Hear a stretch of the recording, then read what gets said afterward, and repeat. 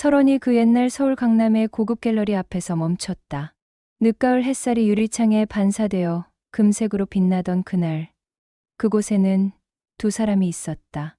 한 사람은 자기 작품이 전시되는 것을 지켜보고 있었고, 다른 한 사람은 그 작품을 감상하러 온 것이었다. 하지만 누가 누인지는 그들도 몰랐다. 설원은 건축, 설계회사의 대표였다. 29살의 나이에 한국 건축업계에서 가장 주목받는 인물이었다. 그의 손으로 지어진 건물들은 모두 완벽했다. 선의 각도가 정확했고 비율이 황금비였으며 시공 오차는 밀리미터 단위였다.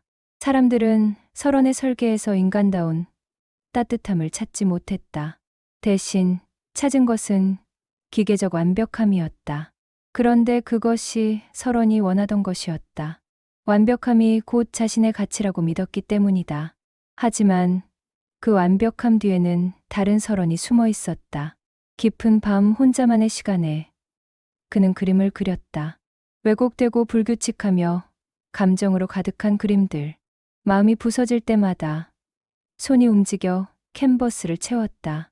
실패한 프로젝트가 있을 때마다 그 분노와 좌절을 색연필로 표현했다. 누군가에게 사랑을 고백했다가 거절당했을 때 그는 밤을 새우며 그렸다. 하지만 그 그림들을 남에게 보이지 않았다. 누군가에게 보인다면 자신의 약함이 드러날 것이라고 생각했기 때문이다. 그래서 그는 열해 전에 한 선택을 했다. 자신의 그림자를 팔기로 한 것이다. 그림자를 판다는 것은 이 세상에서 가장 오래된 거래였다. 누군가의 죄책감과 약함과 실패와 두려움을 자신 안에 가둬두고 그 대신 완벽해 보이는 외면을 얻는 것.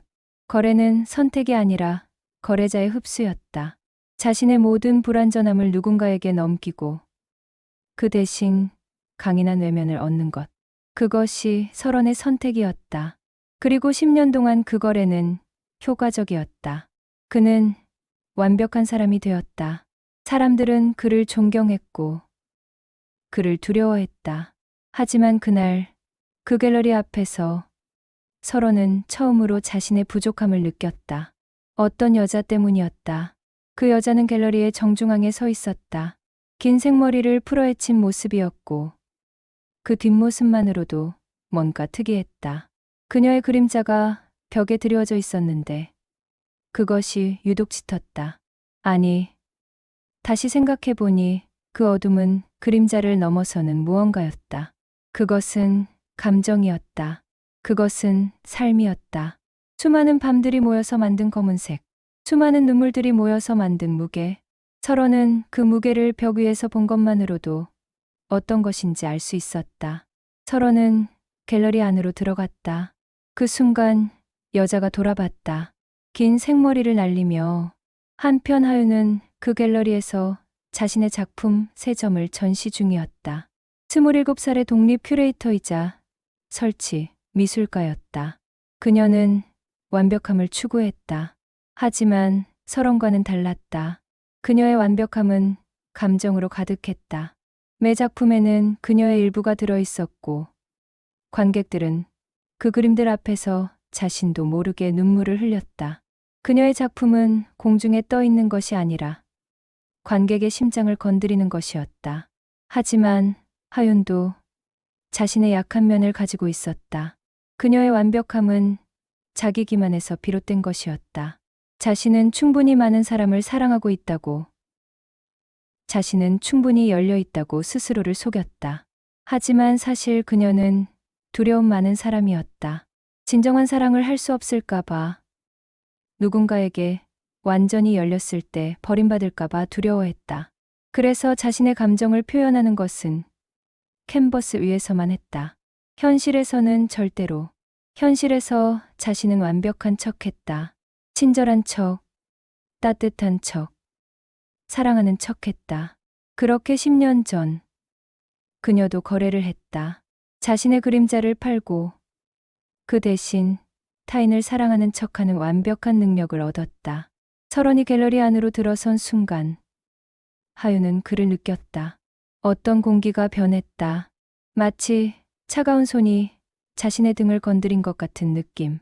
뒤를 돌아본 그녀의 눈이 설원의 눈과 만났다. 그리고 그들은 동시에 깨달았다. 서로에게서 그림자가 없다는 것을. 설원의 시선은 하윤의 뒷모습에서 그녀의 눈으로 옮겨졌다. 회색빛이 도는 갈색 눈이었다. 분명히 아름다웠지만 뭔가가 빠져 있었다. 감정이, 깊이가 마치 거울 같은 눈이었다. 아무것도 반사하지 않는 거울. 그런데 역설적이게도 그 빈 공간이 설원을 매혹했다. 왜냐하면 그 빈 공간은 자신 안의 빈 공간과 정확히 같았기 때문이다. 하윤도 설원을 바라봤다. 완벽한 얼굴이었다. 검은 양복, 흰 셔츠, 은색 넥타이. 마치 잡지에 나올 법한 스타일이었다. 하지만 그 완벽함 안에는 무언가 차갑게 식혀 있었다. 생명력이 없었다. 마치 석상 같은 아름다움. 하지만 그것이 그녀를 끌어당겼다. 왜냐하면 그것은 자신이 보이고 싶던 모습이었기 때문이다. 그리고 그 순간 그녀는 알았다. 저 사람도 자신처럼 그림자를 팔았다. 저 사람도 누군가에게 자신의 약함을 넘겼다. 그리고 그것을 받아들인 누군가가 있다. 설원이 먼저 말을 걸었다. 목소리는 차갑고 절제되어 있었지만 그 안에는 떨림이 있었다. 아름다운 작품입니다. 하윤이 조용히 대답했다. 자신의 정체를 드러내지 않으면서. 감사합니다. 혹시 당신이 작가인가요? 네, 그렇습니다. 그렇다면 이 작품에 대해 설명해 줄 수 있을까요? 하윤은 자신의 첫 번째 작품 앞으로 걸어갔다. 설원은 뒤를 따랐다. 그것은 거울로 만들어진 설치 미술이었다. 거울들이 서로 다른 각도로 배치되어 있어서 보는 사람에 따라 다른 이미지가 보였다. 누군가는 자신을 보고, 누군가는 갤러리 천장을 보고, 누군가는 공허함을 본다. 누군가는 자신의 얼굴을 찾지 못하고 그저 공간만 본다. 이것은 우리가 자신을 어떻게 정의하는가에 대한 작품입니다. 거울에 비친 모습은 항상 부분일 뿐 전부가 아닙니다. 하지만 우리는 그 부분이 전부라고 믿습니다. 자신이 보이고 싶은 부분만 보이고 자신이 숨기고 싶은 부분은 깊이 감춥니다. 설원이 거울에 비친 자신의 모습을 봤다. 그곳에는 완벽하게 재정렬된 자신이 있었다. 검은 양복의 설원, 완벽한 표정을 하고 있는 설원. 하지만 그 뒤에 놓인 하윤의 모습이 보였다. 하윤의 얼굴이 거울에 비쳤고 그 거울 위에 설원의 모습이 중첩되었다. 그 순간 설원은 무언가를 깨달았다. 자신이 원하는 것이 자신의 완벽함이 아니라는 것을. 내가 정말 바라보고 싶은 것이 거울에 비치는 것만은 아닐 것 같습니다. 설원의 말이 하윤을 흔들었다. 그의 목소리에는 처음으로 감정이 있었다. 차가운 완벽함 뒤에 숨겨진 뭔가가 살짝 드러났다. 마치 얼음이 녹아내리며 물이 흐르는 소리 같은 목소리. 그것이 보였다. 그것이 들렸다. 하윤이 설원을 바라봤다. 그의 눈도 변해 있었다. 처음 마주쳤을 때의 차가움이 누그러졌다. 그 대신 뭔가 흔들리는 것이 있었다. 감정의 파도가 일어나고 있었다. 혹시 당신도 누군가의 부분일 뿐인 것 같은 기분을 느껴보신 적이 있나요? 설원이 대답했다. 더 이상 거짓을 유지할 수 없다는 확신 속에서 매일 그 기분을 느낍니다. 완벽함 뒤에 감춰진 무언가가 계속 울고 있습니다. 그들은 그렇게 갤러리에서 6시간을 보냈다. 작품 하나하나를 함께 보며 각각의 의미를 나누었다. 하지만 그들이 나눈 것은 작품의 의미만이 아니었다. 그들은 서로의 불완전함을 인정했다. 그것도 말로가 아니라 침묵으로, 시선으로, 그리고 점차 가까워지는 거리로. 처음에는 팔 길이 거리였던 거리가 시간이 지날수록 어깨가 닿을 정도까지 가까워졌다. 해가 져가고 갤러리는 어두워졌다. 스탠드의 불빛 아래서 그들은 마지막 작품 앞에 나란히 서 있었다. 그것은 단순한 검은 캔버스였다. 아무것도 그려지지 않은 캔버스. 제목은 우리가 버린 것들이었다. 그 아래에는 작은 설명문이 적혀 있었다. 하지만 그것은 빈종이었다. 말이 필요 없다는 뜻이었을까? 이 작품은 무엇을 의미하나요? 설원이 묻자 하윤이 천천히 대답했다. 마지막 솔직함을 담아서 우리가 완벽해지기 위해 버린 모든 것들입니다. 실패, 눈물, 두려움, 사랑. 그 모든 것들이 이 검은색 안에 있습니다. 우리가 보이지 않으려고 감춘 모든 것들이요. 설원의 손이 하윤의 손을 찾았다. 처음으로 그들은 신체적 접촉을 했다. 손가락이 손가락을 감싸고 손이 손을 잡았다. 그 순간 뭔가가 변했다. 공기가 진동했고 시간이 멈춘 것 같았다. 세상에 그들 둘만 남겨졌다. 그들의 그림자가 돌아오고 있었다. 갤러리의 불이 어두웠지만 검은 캔버스 옆에 벽에 비친 두 사람의 그림자가 처음으로 그 모양을 가지기 시작했다. 까만 빈 공간에서 생명력 있는 어둠으로 변하고 있었다. 그것은 거의 감지할 수 없는 변화였지만 그들은 느꼈다. 그림자의 손가락이 움직이고 있다는 것을, 그림자의 가슴이 호흡하고 있다는 것을, 무언가가 돌아오고 있다는 것을, 그리고 그것이 무섭기도 하고 반갑기도 했다. 갤러리가 닫히고 밤하늘이 그들 위에 펼쳐졌다. 별들이 하나둘 떠올랐다. 일주일 후 설원은 하윤의 스튜디오를 찾았다. 강남 골목의 작은 건물 4층. 계단을 올라가며 설원은 자신의 심장 박동을 느꼈다. 계단 한 칸을 올라갈 때마다 한 번씩 명확하게 왜 이리 긴장되는가? 자신은 완벽해야 했다. 그런데 지난 일주일 동안 완벽함은 계속 흔들렸다. 하윤의 전화가 왔고 그들은 만났다. 커피를 마시고 영화를 봤고 서로의 일에 대해 이야기했다. 그런데 이상했다. 설원은 건축에 대해 말할 때 평소처럼 완벽한 설명을 하지 못했다. 대신 자신의 의심, 자신의 두려움, 자신의 꿈을 이야기했다. 건설 현장에서 느낀 불안감, 설계한 건물이 마음에 들지 않는 이유, 사실은 건축이 아니라 다른 것을 하고 싶었던 순간들, 마치 자신의 그림자가 조금씩 돌아오면서 그것과 함께 감정도 돌아오는 것처럼. 하윤의 스튜디오 문을 열자 그곳에는 캔버스와 설치, 미술 도구들이 어지러이 놓여 있었다. 페인트 냄새가 코를 찔렀다. 그리고 벽 전체에는 설원이 갤러리에서 본 우리가 버린 것들의 스케치들이 붙어 있었다. 어떤 것은 휴지통에 구겨져 있었고 어떤 것은 여러 번 그었다 지었다 한 흔적이 있었다. 안녕하세요. 하윤이 이젤 뒤에서 나타났다. 그녀는 앞치마를 입고 있었고 얼굴에는 작은 페인트 얼룩이 있었다. 머리도 헝클어져 있었다. 하지만 그 모습이 설원에게는 가장 아름다워 보였다.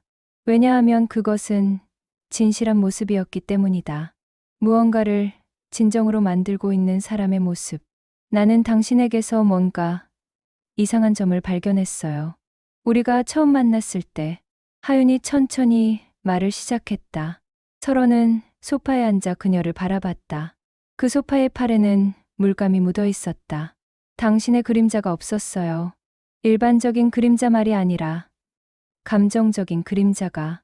설원이 가슴이 철렁했다. 그녀가 알아챘단 말인가? 얼마나 깊게? 정말로 없는 것 같아요. 당신은 완벽했어요. 너무 완벽해서 오히려 이상했어요. 사람은 완벽할 수 없거든요. 완벽한 사람은 죽은 사람이거든요. 그렇다면 당신은? 설원이 조심스럽게 묻자 하윤이 이젤 너머로 나왔다. 나도 마찬가지였어요. 내 그림자도 없었어요. 나는 완벽한 척했지만 사실 나는 감정이 죽어 있었어요. 내 작품들이 감정적으로 보였지만 그것은 연기였어요. 내가 원하는 감정을 표현한 것이지 내가 느끼는 감정은 아니었어요. 하윤이 그의 옆에 앉았다. 그 순간 설원은 그녀의 향기를 맡았다. 페인트와 담배, 그리고 무언가 더. 뭔지는 몰라도 아름다운 향기. 그런데 당신을 만나고 나서부터 뭔가가 변하기 시작했어요. 내 그림자가 돌아오기 시작한 거예요. 나는 지난주에 처음으로 눈물을 흘렸어요. 50년 만에. 아, 잠깐. 나는 27살이니까. 10년 만에. 하윤이 웃었다. 진정한 웃음. 그것이 설원의 가슴을 녹였다. 설원이 하윤의 손을 잡았다. 나도 그래요. 그들은 침묵 속에서 서로를 바라봤다. 그리고 그 순간 하윤이 떨리는 목소리로 말했다. 마치 금지된 것을 말하는 죄인처럼. 혹시 당신도 당신의 그림자를 판 건가요? 설원의 심장이 멈췄다. 그녀가 정확히 핵심을 찌르고 있었다. 그리고 더 중요한 것은 그녀가 알고 있다는 것이었다. 그 사실을. 어떻게 그걸 알았어? 내가 그랬으니까. 나도 나의 그림자를 팔았어요. 열해 전에. 하윤이 일어서서 벽의 스케치 중 하나를 가리켰다. 거기에는 두 개의 그림자가 그려져 있었다. 하나는 차갑고 비어 있었고, 다른 하나는 뜨겁고 가득 차 있었다. 그리고 그 두 그림자가 점차 겹쳐지고 있었다. 그들의 손가락이 거의 닿을 정도로. 나는 이 작품을 그림자를 되찾는 여정이라고 부르고 있어요. 나는 당신을 만나기 훨씬 전부터 이것을 그리고 있었어요. 혼자서. 마치 당신을 기다리면서. 설원이 그 스케치를 자세히 봤다. 그것은 너무나 정확하게 자신의 심정을 담아내고 있었다. 이 스케치를 그릴 때 하윤은 어떤 마음이었을까? 혼자서 이것을 그릴 때 누군가를 기다리며 그 누군가가 자신처럼 그림자를 팔았기를 바라며 우리가 그림자를 되찾을 수 있다고 생각해요? 설원의 질문에 하윤이 대답했다. 더 이상 완벽함을 유지하려 하지 않으면서. 모르겠어요. 정말 몰라요. 하지만 우리가 함께라면 아마 가능할 것 같아요. 혼자라면 절대 불가능할 것 같은데 함께라면 가능할 것 같아요. 그렇게 해서 그들의 여행이 시작되었다. 그들은 결정했다. 자신들의 그림자를 다시 찾기 위해 세상을 돌아다니기로. 그리고 그들이 찾는 것을 그림자 교환소라고 부르기로. 그림자를 팔았던 장소들, 혹은 그림자를 다시 찾을 수 있는 곳들. 그림자 교환소? 네, 그림자를 되파는 곳들이에요. 이 세상에는 수많은 사람들이 자신의 그림자를 팔았을 거예요. 그리고 그들이 팔았다면 그들을 돌려받을 수 있는 곳이 있을 거예요. 누군가가 그것을 거두고 있을 거예요. 설원이 이를 받아들이기 위해 잠깐 생각했다. 완벽함으로 가득한 자신의 인생이 흔들리고 있었다. 그 흔들림은 아팠다. 하지만 그것이 나쁘기만 한 것은 아니었다. 왜냐하면 그 흔들림 속에서 처음으로 자신이 살아있다고 느꼈기 때문이다. 아파하고 있다는 것은 살아있다는 증거였다. 언제 출발하죠? 설원이 묻자 하윤이 미소를 지었다. 그 미소에는 두려움도 희망도 섞여 있었다. 바로 내일이요. 다음 날 아침 설원과 하윤은 서울역에 도착했다. 그들은 기차에 올라탔다. 목적지는 정해지지 않았다.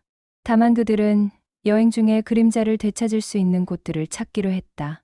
창밖으로 보이는 서울의 건물들. 그중 일부는 설원이 설계한 것들이었다. 그것들을 보며 그는 생각했다. 저 건물들이 정말 아름다운가? 아니면 단지 완벽한가? 그 둘의 차이는 무엇인가? 당신이 설계한 건물들이 있네요. 하윤이 창밖을 가리켰다. 은빛으로 반짝이는 사무실 건물.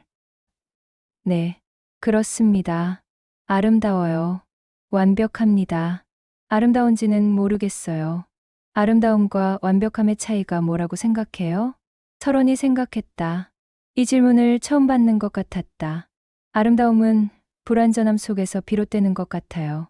완벽함은 불완전함을 배제한 것이거든요. 그들은 믿었다. 그런 곳들을 찾을 수 있다고. 그리고 그 과정에서 자신들의 그림자도, 그리고 서로에 대한 진실한 감정도 되찾을 수 있을 거라고. 기차가 출발했고 서울의 빌딩들이 점점 작아져 갔다. 그 자리에는 산이 나타났다. 가을 산, 노랑과 빨강으로 물든 산. 기차는 강원도 깊은 산골로 향했다. 하윤은 스튜디오에서 발견한 오래된 일기장을 들고 있었다. 그것은 자신이 27살일 때 그림자를 팔기 직전에 썼던 일기장이었다. 노란 종이가 시간의 무게로 갈색이 되어 있었다. 거기에는 첫 번째 교환소의 주소가 적혀 있었다. 그리고 그 옆에는 작은 그림이 그려져 있었다. 나뭇가지 위에 새. 그 새의 그림자가 없었다. 이곳에 왜 교환소가 있다고 생각했어요? 설원이 물었다. 차창 밖으로는 산과 숲이 끝없이 펼쳐져 있었다. 그 풍경은 마치 영원히 변하지 않는 것처럼 보였다. 내가 여기서 그림자를 팔았거든요. 그때는 이곳이 치료소라고 생각했어요. 내 상처를 치료해주는 곳이라고. 하지만 사실은 그 반대였어요. 나는 여기서 상처를 팔았어요. 기차에서 내린 그들은 산길을 걸었다. 약 2시간의 산행 끝에 그들은 오래된 한옥에 도착했다. 지붕이 한쪽으로 기울어져 있었고 벽에 흙이 군데군데 벗겨져 있었다. 하지만 그곳에는 뭔가 신성한 것이 있었다. 마치 시간이 멈춘 장소처럼. 그 옆에는 약수터가 있었고 그 근처에는 사람들이 모여 있었다. 몸이 아픈 사람들, 마음이 아픈 사람들, 그 둘 다 아픈 사람들. 이곳이 맞는 건가요? 설원이 물었다. 하윤이 조용히 대답했다. 마치 옛 기억을 되살리는 톤으로. 네, 여기가 내가 그림자를 판 첫 번째 교환소예요. 여기서 만난 사람이 나를 받아들여줬어요. 그리고 나는 그를 받아들이지 못했어요. 그들이 한옥 안으로 들어갔을 때 그곳에는 한 할머니가 있었다. 아주 오래되어 보이는 할머니, 어쩌면 수백 살은 되어 보이는 할머니. 그녀는 마치 시간 자체를 경험한 것 같은 표정으로 설원과 하윤을 바라봤다. 처음 보는 사람이었지만 마치 오래전부터 알고 있었던 것처럼. 오셨군요. 기다렸어요. 할머니의 목소리는 부드럽지만 묵직했다. 마치 땅 깊숙한 곳에서 올라오는 목소리 같았다. 천년을 살아온 나무의 나이테처럼. 그 목소리에는 무수한 시간이 포함되어 있었다. 저는 하윤인데 10년 전에 여기서. 하윤의 목소리가 떨렸다. 그 떨림은 두려움이었을까? 아니면 그리움이었을까? 알고 있어요.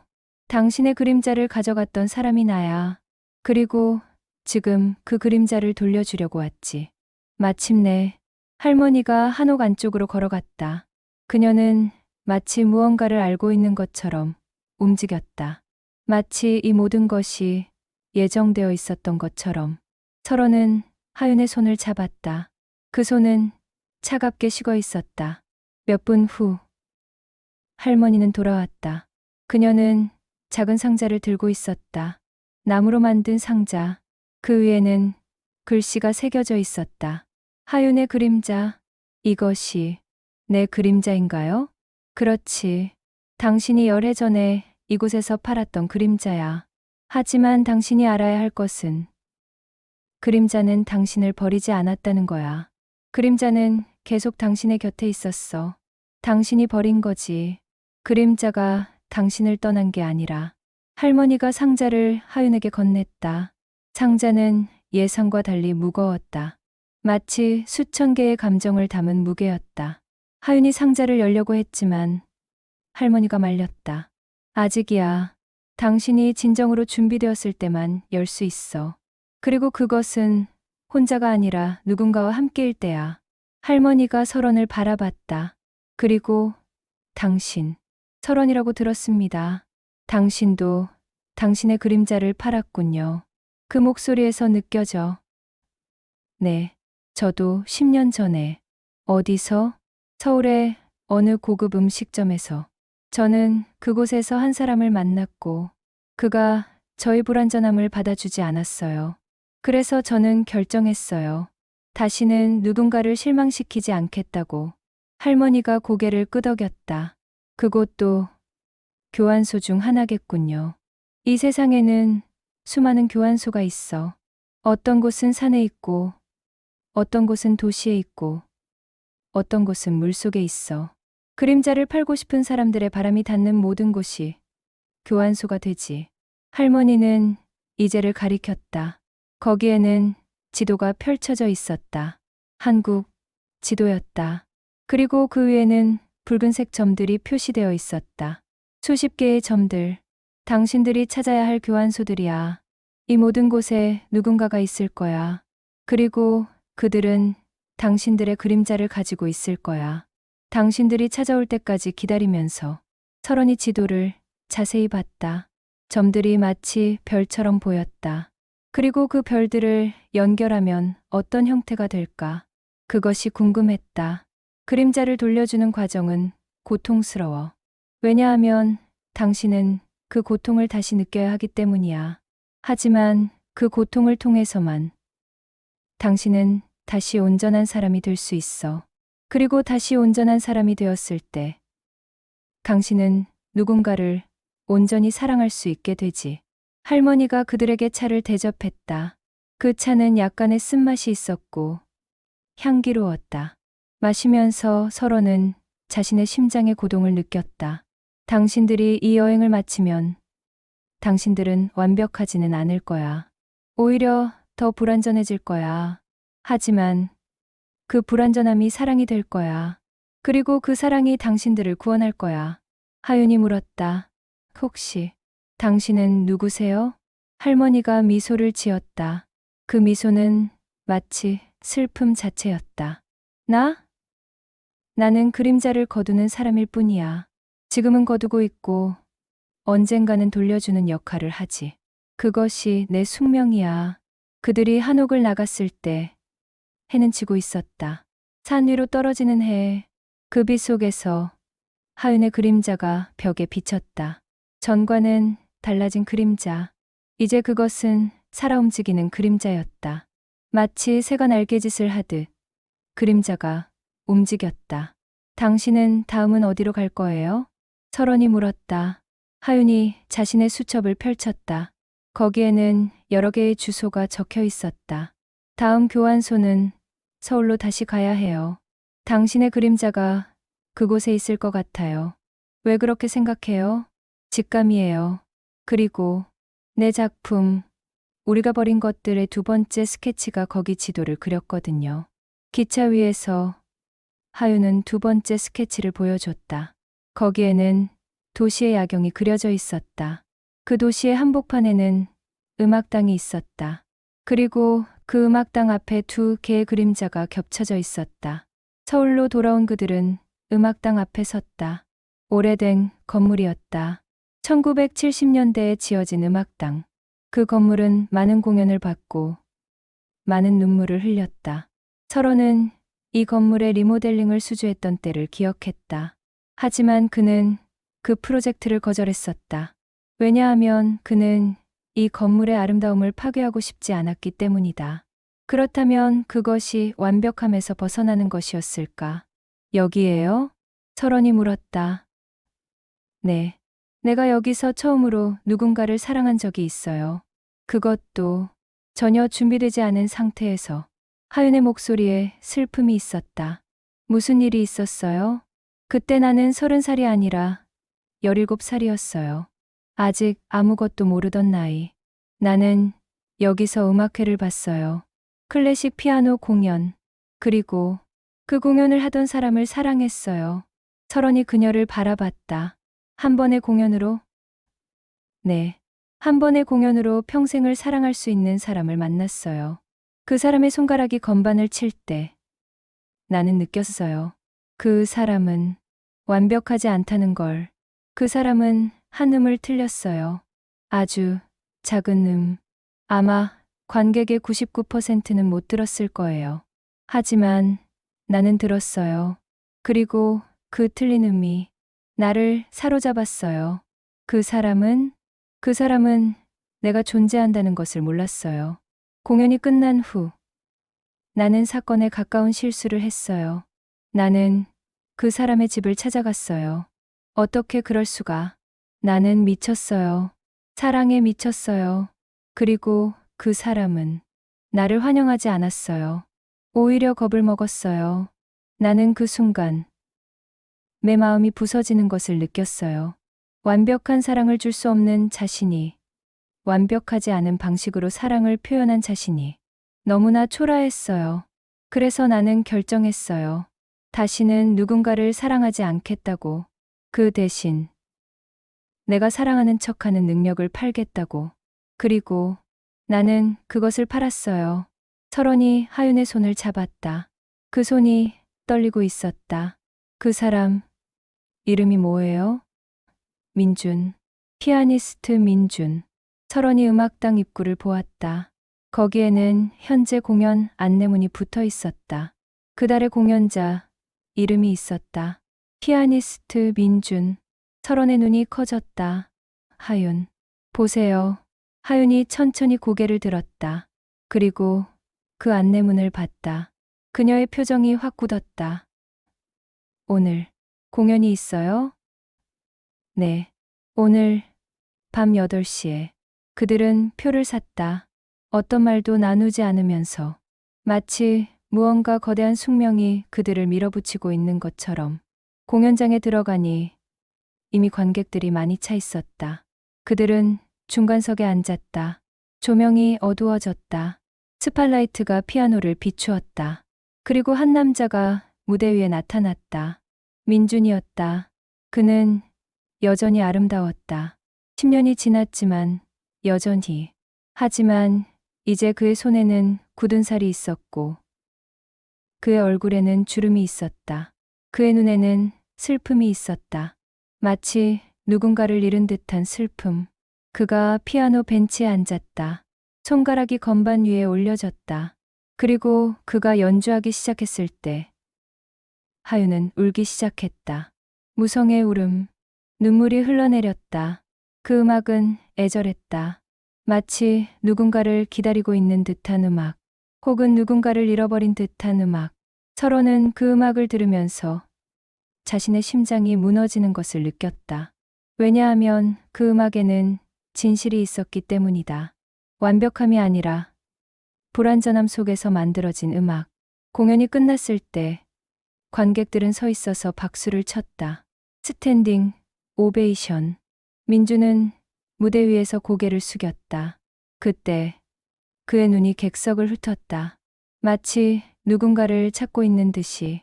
그리고 그의 시선이 하윤과 만났다. 그 순간 시간이 멈췄다. 민준의 표정이 변했다. 놀라움, 그리움, 그리고 무언가 절절한 것. 그는 무대 위에서 내려왔다. 규칙을 무시하고. 그리고 그는 하윤 쪽으로 걸어왔다. 하윤이니? 하윤이 일어섰다. 그녀의 다리가 떨리고 있었다. 네, 저 하윤입니다. 난 너를 찾았어. 10년을 찾았어. 민준이 그녀의 앞에 섰다. 내가 너를 외면했던 것이 미안해. 그때 나는 겁이 났어. 너처럼 온전하게 누군가를 사랑할 수 있는 용기가 없었어. 저도 미안해요. 저는 그 이후로 누군가를 사랑하지 않았어요. 그래. 나도 그래. 난 10년을 혼자였어. 그리고 매일 밤 너를 생각했어. 그리고 한 곡을 계속 작곡했어. 너에 대한 곡. 오늘 내가 연주한 곡도 너야. 서로는 뒤로 물러섰다. 이것은 자신의 자리가 아니었다. 이것은 두 사람의 순간이었다. 그렇게 설원과 하윤이 음악당을 나왔을 때 해는 벌써 뜨고 있었다. 밤 공연부터 아침까지 그들은 음악당에 남아 있었다. 하윤과 민준이 이야기하는 동안 서로는 건물의 구조를 봤다. 이 건물이 얼마나 불완전한가를, 그리고 그 불완전함이 얼마나 아름다운가를. 설원이 우리 함께 있어 줄게. 고마워. 하윤이 말했다. 당신이 미안해하지 마세요. 우리는 여전히 여행 중입니다. 맞아요. 우리는 아직 다른 교환소를 찾아야 해요. 당신의 그림자를 되찾기 위해. 민준이 말했다. 나도 내 그림자를 팔았어요. 너를 외면한 그날부터. 그래서 나는 열해를 음악으로만 살았어. 감정을 음악으로만 표현했어. 직접적인 사랑은 못하고. 그렇다면 우리 함께 찾을까요? 하윤이 제안했다. 당신의 그림자도 서론의 그림자도 함께. 그렇게 세 사람이 되었다. 지도 위의 세 번째 교환소는 부산의 바다였다. 정확히는 어느 방파제인지도 알 수 없는 오래된 방파제. 그들은 기차를 타고 부산으로 향했다. 민주는 여전히 피아노의 손가락 움직임을 반복했다. 습관처럼 공중에서 무언가를 연주하듯이. 내 그림자는 여기에요? 민준이 물었다. 네. 내 두 번째 스케치에 그렸어요. 하윤이 스케치를 보여줬다. 거기에는 세 명의 그림자가 그려져 있었다. 하나는 차갑고, 하나는 뜨겁고, 하나는 애절했다. 그리고 그 세 그림자가 한 점에서 만나고 있었다. 바다 위에서 방파제에 도착했을 때 저녁이었다. 해질녘의 바다는 핏빛이었다. 혹은 금빛이었다. 그 어느 쪽이든 아름다웠다. 그 방파제 끝에는 한 남자가 서 있었다. 아주 늙은 남자. 아마 예순이 넘어 보였다. 그는 바다를 향해 서 있었고 바람이 그의 검은 외투를 펄럭거리고 있었다. 오셨군요. 그 남자가 말했다. 돌아보지 않으면서. 당신이 민준이신가요? 설원이 묻자 그 남자가 돌아봤다. 아니, 난 민준이 아니야. 난 누군가의 그림자를 거두고 있는 자일 뿐이야. 어? 그렇다면 그림자 교환소는 여러 형태가 있어. 어떤 곳은 사람이 지키고, 어떤 곳은 시간이 지키고, 어떤 곳은 장소 자체가 지킨다네. 그리고 이곳은 바다가 지키고 있는 교환소야. 그 남자가 민준을 바라봤다. 당신의 그림자는 여기 있어. 이곳 바다 깊숙한 곳에 열애를 나는 그 그림자를 품고 있었어. 그것은 내가 원하는 것이 아니었지만 그것이 내 몫이었으니까. 제 그림자를 되찾으려면 뭘 해야 하나요? 민준이 물었다. 간단해. 바다에 들어가면 돼. 그리고 자신의 그림자를 찾아야 해. 그림자는 물 속에 있을 거야. 아주 깊은 곳에. 하지만 당신이 그것을 갈망한다면 그것이 당신을 인도할 거야. 물론 사라질 수도 있지만. 그 남자가 덧붙였다. 사라질 수도 있어요? 하윤이 놀라며 물었다. 그래. 그림자를 되찾는 것은 그림자를 팔 때만큼이나 위험한 일이야. 왜냐하면 당신은 그 과정에서 죽을 수도 있으니까. 하지만 그렇게 죽는다면 당신은 완전한 사람으로 죽는 거야. 그림자 없이 불완전하게 그대로 죽는 거야. 그것도 나쁘지는 않은 선택일 수도 있어. 설원이 민준의 옆에 섰다. 당신이 혼자 하실 필요 없어요. 저도 함께 들어갈게요. 설원. 네. 우리는 함께 이 여행을 시작했으니까 함께 해야죠. 그들은 옷을 벗고 바다에 들어갔다. 10월의 바다, 차갑고 쓸쓸했다. 깊이 들어갈수록 빛이 사라졌다. 그리고 그 어둠 속에서 그들은 무언가를 봤다. 그림자들, 수백, 아니 수천 개의 그림자들이 바다 속에 있었다. 마치 물고기, 떼처럼 헤엄치고 있었다. 그들은 왔던 길을 잃었다. 오로지 본능만으로 움직였다. 민준이 한 그림자를 발견했다. 그것은 피아노를 연주하는 모습의 그림자였다. 그의 그림자, 그는 그것을 잡았다. 순간 그의 폐가 터질 것 같았고 그의 심장이 멈출 것 같았다. 하지만 그는 위로 올라갔다. 물 위로 나온 순간 하윤이 그를 붙잡았다. 민준, 민준. 민준은 기침을 했다. 바다의 소금이 그의 입에서 쓴맛을 냈다. 내 그림자, 돌아왔어. 그의 손에는 어둠이 있었다. 살아 움직이는 어둠. 그것이 그의 손에 흡수되었다. 그리고 그 순간 그의 얼굴이 변했다. 10년간 묵혀있던 감정들이 한 번에 터져 나왔다. 그는 울었다. 큰 소리로. 바다 위에서, 별들 아래에서. 네 번째 교환소는 서울 변두리의 한 공장이었다. 그 공장은 이미 폐쇄되어 있었다. 녹슨 쇠와 깨진 유리만 남아 있었다. 서로는 이 공장을 본 순간 자신이 왜 여기에 와야 하는지 알았다. 그 공장은 자신의 이전 회사가 건설했던 곳이었다. 그리고 그 공장에서 일어난 사건. 안전사고였다. 사람이 죽었다. 공사 중에 젊은 노동자였다. 26살, 새로 결혼한 신혼부부였다고 들었다. 하지만 서로는 그 공사를 완벽하게 지도했다고 생각했다. 모든 안전 규칙을 지켰고, 모든 검사를 통과했고, 모든 절차를 밟았다. 그렇다면 왜 사람이 죽었을까? 그것이 서론의 가슴을 누르고 있었다. 10년 동안 여기에요? 하윤이 물었다. 네, 여기서 제가 누군가를 죽인 일이 있어요. 서론의 목소리는 차갑지 않았다. 이제 그의 목소리에는 진실한 감정이 있었다. 당신이?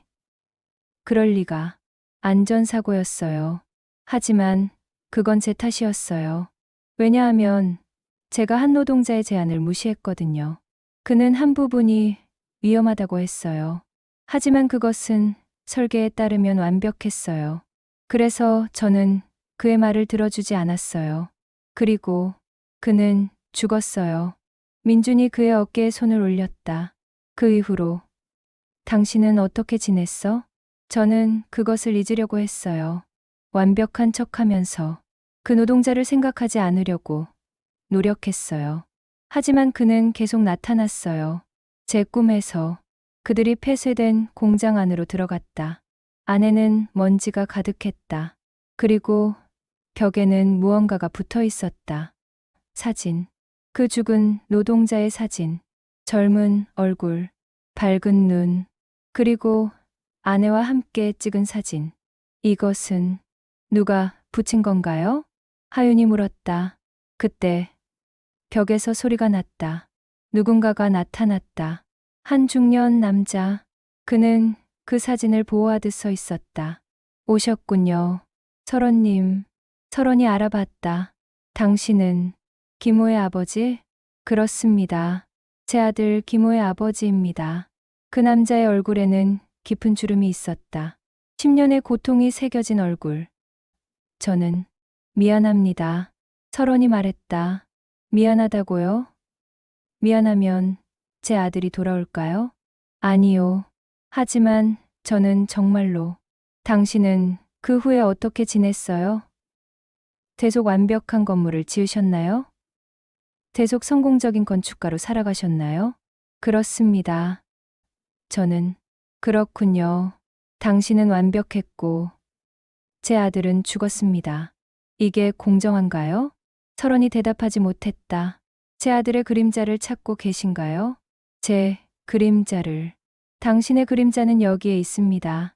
이 공장에 10년을 저는 제 아들이 남긴 것들과 함께 당신의 그림자를 지켜왔습니다. 당신의 죄책감, 당신의 인정하지 않으려던 그 죄책감이 여기에. 그 남자가 한 상자를 내밀었다. 설원은 그것을 받아들였다. 그리고 당신이 알아야 할 것은 제 아들도 당신만큼 불완전했다는 것입니다. 제 아들은 두려웠어요. 자신의 제안이 무시당할까봐. 그래서 그는 목소리를 크게 내지 못했어요. 만약 그가 더 크게 외쳤다면 아마 살았을 거예요. 제 아들도 당신처럼 불완전했던 거죠. 그렇다면 당신의 그림자는? 설원이 물었다. 저는 10년 전에 제 아들을 용서하기로 결정했습니다. 그리고 그때부터 저의 그림자는 돌아왔습니다. 완벽하게 할 수는 없지만 최선을 다해서.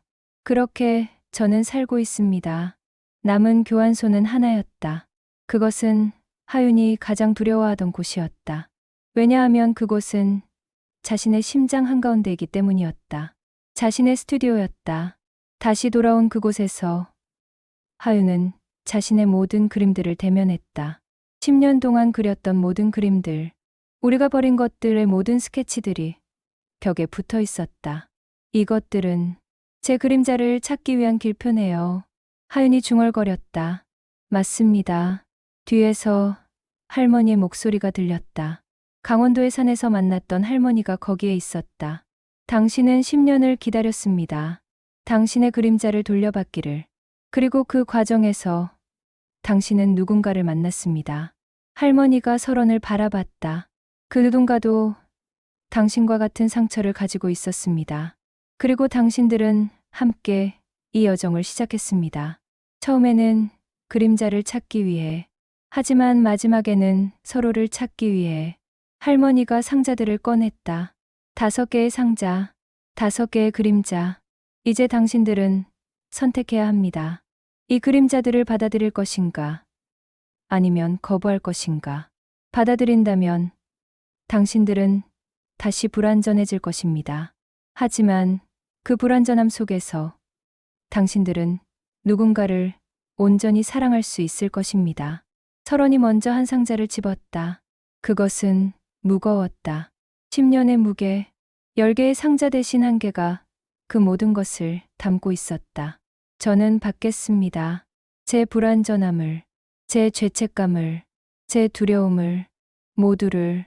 그가 상자를 열었을 때 검은 그림자가 흘러나왔다. 마치 기다리고 있던 것처럼 그것이 그의 몸에 흡수되었다. 그 순간 그는 무너졌다. 하윤이 그를 붙잡았다. 저도 받겠습니다. 하윤이 말했다. 그녀도 상자를 열었다.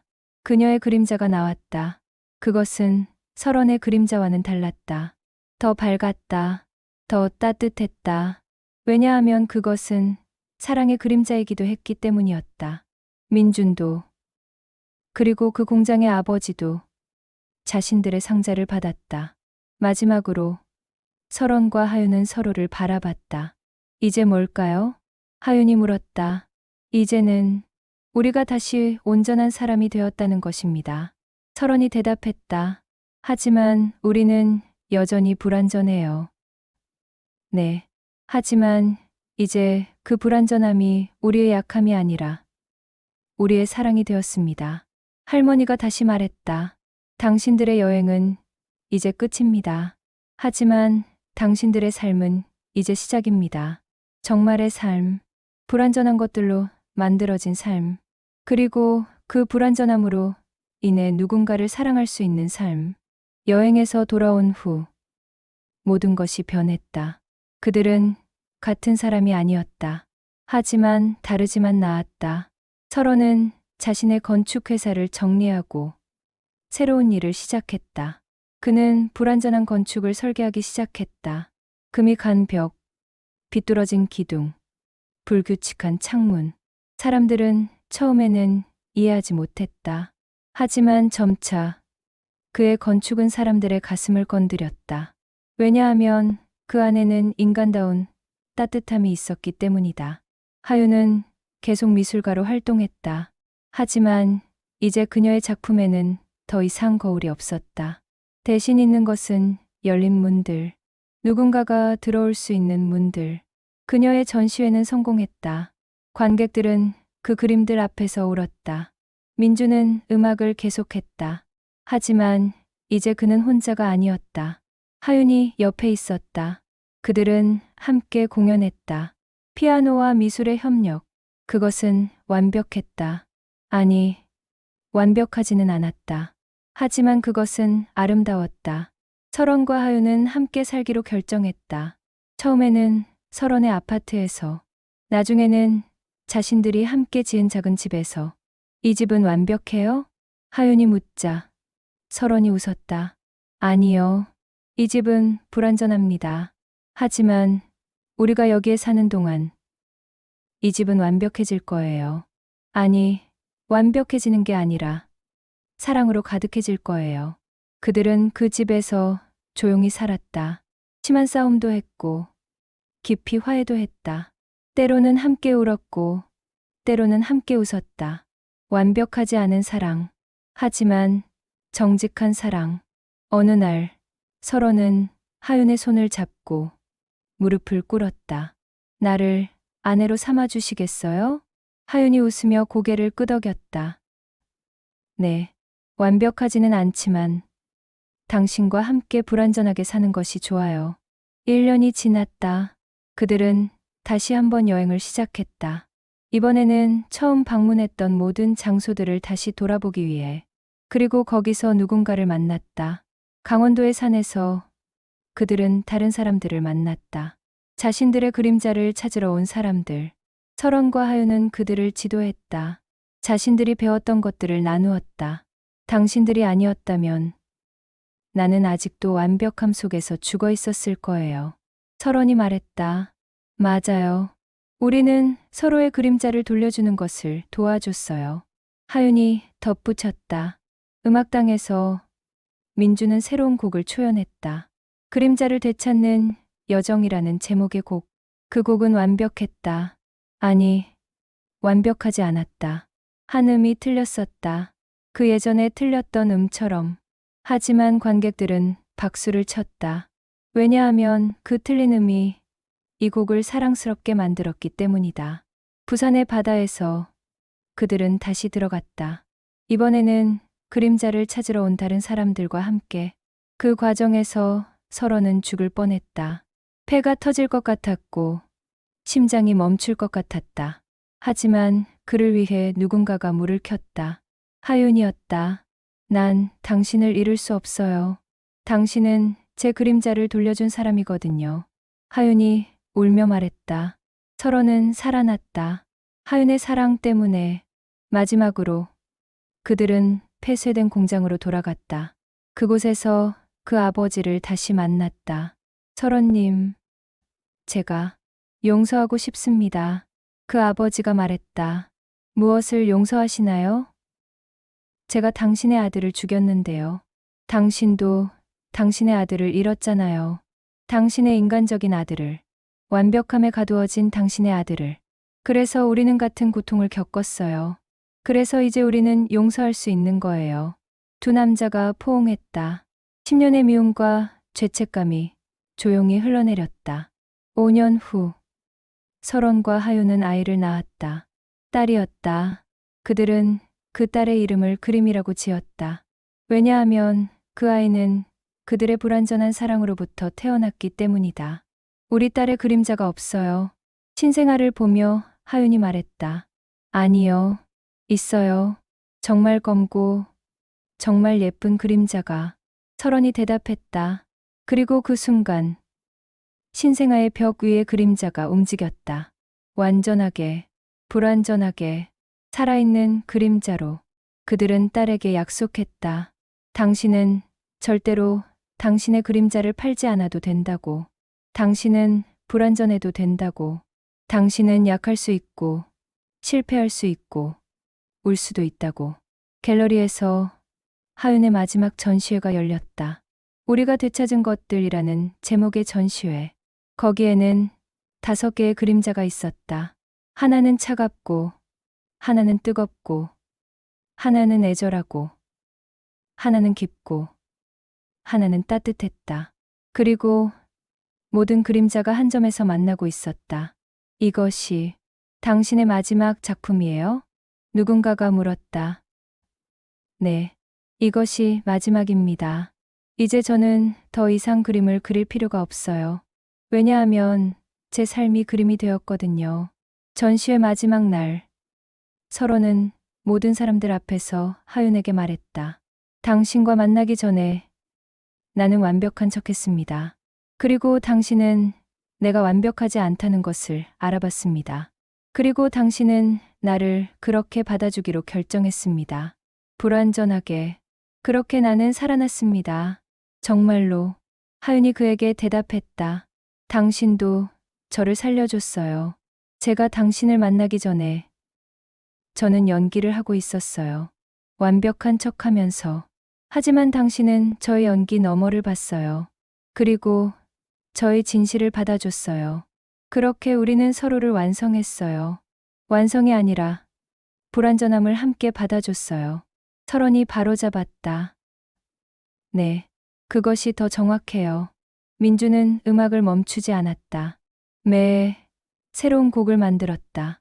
모두 우리가 버린 것들의 스토리에서 비롯된 곡들이었다. 그의 음악은 세계적인 호응을 받았다. 그 공장의 아버지는 용서의 센터를 열었다. 다른 사람들이 자신들의 죄를 인정하고 용서받을 수 있는 공간. 그곳에서 수많은 사람들이 자신들의 그림자를 돌려받았다. 10년 후, 그들은 다시 만났다. 처음 만났던 갤러리에서 거기에는 하윤의 모든 작품이 영구 전시되어 있었다. 우리가 버린 것들부터 우리가 되찾은 것들까지. 정말 오래됐네요. 설원이 말했다. 네, 10년이에요. 하윤이 대답했다. 그 사이에 우리는 정말 많이 변했어요. 변했어요? 우리는 돌아왔어요. 우리의 진정한 자리로. 그들은 다시 한번 처음 봤던 작품. 우리가 버린 것들 앞에 서 있었다. 검은 캔버스는 여전했다. 하지만 이제 그들의 눈에는 보였다. 그 검은색 안에 있는 모든 것들. 당신이 저를 사랑해요? 하윤이 물었다. 그것은 결혼 10년 차에 처음 하는 질문이었다. 네. 하지만 그것은 완벽한 사랑이 아니에요. 가끔 저는 당신에게 상처를 줘요. 가끔 우리는 싸워요. 가끔 우리는 서로를 이해하지 못해요. 하지만 여전히 사랑해요. 설원이 대답했다. 저도 당신을 사랑해요. 완벽하지 않게. 그들은 손을 잡았다. 10년 전과 같은 방식으로. 하지만 이번에는 다운 손잡음이 아니었다. 이제 그것은 자신들의 불완전함을 보증하는 계약이었다. 영원히 함께 불완전하게 살아가겠다는 계약. 마지막 장면. 갤러리 밖. 밤하늘이 그들 위에 펼쳐져 있다. 별들이 반짝이고 있다. 그리고 벽에 비친 두 사람의 그림자. 그것은 더 이상 비어 있지 않다. 그것은 살아있다. 완벽하게, 불완전하게, 아름답게. 사랑은 완벽함을 추구하는 것이 아니라 불완전함을 함께 받아들이는 것이다. 그리고 그 불완전함 속에서 진정한 아름다움은 태어난다.